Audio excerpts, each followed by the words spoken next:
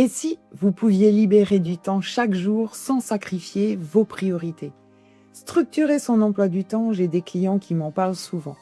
Entre les attentes de la direction, les réunions qui s'ajoutent, les messages qui s'accumulent et la fatigue qui s'installe, ce n'est pas juste une question d'organisation, c'est une question de survie mentale.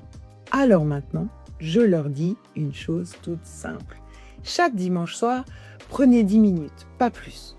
Placez 3 types de blocs dans votre agenda. Pas des cases à remplir, mais des repères. Un bloc recul, un moment pour relire vos priorités et poser une intention sur la semaine. Un bloc focus, un créneau protégé pour avancer sur un sujet de fond sans interruption, et c'est le vrai challenge de la semaine. Un bloc ressources, un moment qui vous régénère, même court, mais programmé. Ces 3 espaces vous aident à rester alignés. Le recul évite de foncer tête baissée, le focus fait avancer sur l'essentiel et la ressource permet de durer. Et ça ne demande pas plus de temps.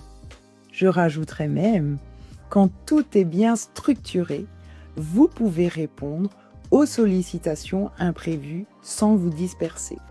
Si cela prend moins d'1 minute et que vous avez la réponse, répondez tout de suite.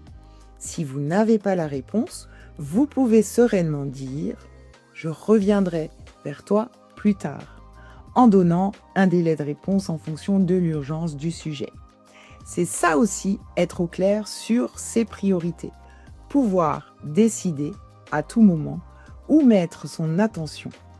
Structurer son emploi du temps, ce n'est pas juste une question d'efficacité, c'est une manière de protéger son énergie, de rester stratégique, même sous pression.